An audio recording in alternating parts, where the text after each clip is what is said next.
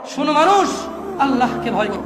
কিয়ামত দিবসে সব চাইতে কম আযাব যাকে দেওয়া হবে, তার পায়ের নিচে একটা কয়লা রাখা হবে জাহান্নামের। তার মস্তিষ্ক টকবক টকবক করে জ্বলবে, তার মস্তিষ্ক টকবক টকবক করে জ্বলবে। এই ব্যক্তি মনে করবে আমার চাইতে বেশি শাস্তি মনে হয় আল্লাহ তাআলা যত মানুষ সৃষ্টি করেছে আর কাউকে দেয়নি।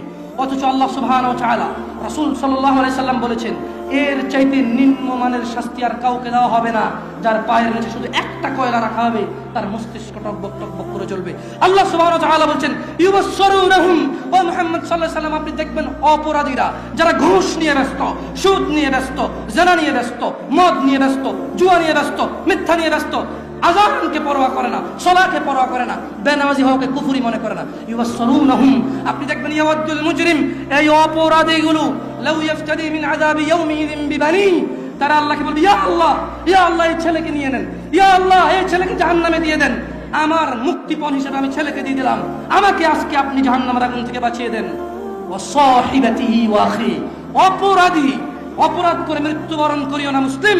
এজন্য আমি বক্তব্যের শুরুতে বলেছিলাম, ওয়ালা তামুতুন্না ইল্লা ওয়া আনতুম মুসলিমুন, মুসলমান হওয়া ছাড়া মরিও না।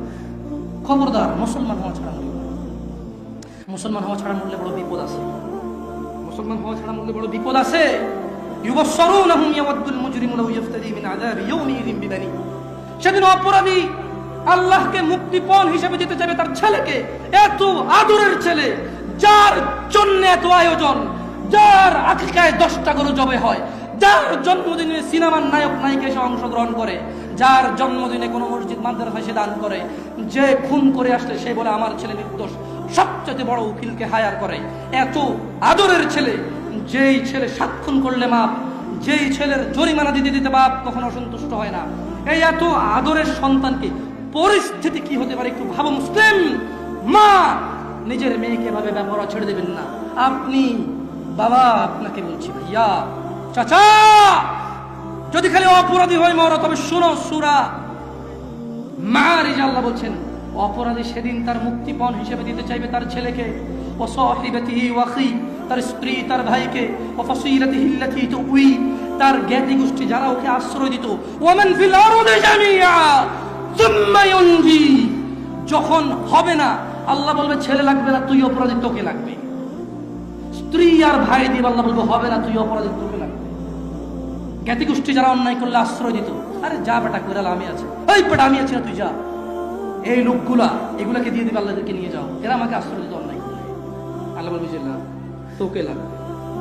বলবে ওমান ফিল আরদি জামিআ, অতঃপর সে বলবে ইয়া আল্লাহ, জমিন আর জমিনে যা কিছু আছে, সুম্মা ইউনজি, জমিনটা পুরো এই পৃথিবীতে যা আছে সব নিয়ে নেন, সুম্মা ইউনজি, অতঃপর আমাকে নাজাত দিয়ে দেন। যেই রব আহ্বান করে বলে, রাতের 1/3 যখন থাকে, যে দয়ালু রব আহ্বান করে বলে, এই দিনের অপরাধীরা আসো রবের কাছে ক্ষমা চাও, ক্ষমা করে দেব। সুস্থ হতে চাও, চাও, জান্নাত চাও, চাও, দিয়ে দেব।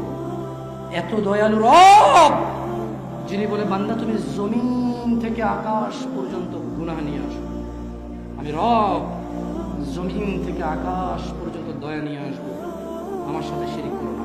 এত দয়ালু রব, সেদিন ওই অপরাধী হয়ে যদি মারা যান, তাহলে এত দয়ালু রব, যিনি মানুষের হৃদয়ে ধুলা কণা এর চাইতে কিছু একটা ছোট্ট, বোঝা যায় না, বলা যায় না, ভাষা নাই, কিন্তু কিছু একটা ছোট, বাস এর ছোট আর কিছু নাই, এটা বলা যায় না, নাম হৃদয় ঈমান থাকলে জান্নাতে দিবে। এত দয়ালু, সুবহান আল্লাহ, যিনি এত দয়ালু রব। এই এত দয়ালু রব কি বলবে জানেন? কাল্লা, না। অপরাধীকে যখন অপরাধী তার ছেলে, সন্তান, স্ত্রী, অপরাধী যখন তার ছেলে, সন্তান, স্ত্রী, ভাই, দুনিয়ার যা আছে সব দিবে, আল্লাহ বলবে কাল্লা, না, ইন্নাহা লাযা, এটা লেলিহান আগুন, নাজ্জাআতাল লিশ-শাওয়া, যা মানুষের মাথার চামড়া খসে দেবে, তাদউ মান আদবারা ওয়া তাওয়াল্লা, জাহান্নাম অহংকারীকে ডাকবে, সত্য থেকে বিমুখ যে থাকে তাকে ডাকবে, তাদউ মান আদবারা ওয়া তাওয়াল্লা। মা এবং বোন, তোমরা তোমরা আল্লাহকে ভয় করো। যুবক, জানা থেকে বেঁচে থাকো যুবক।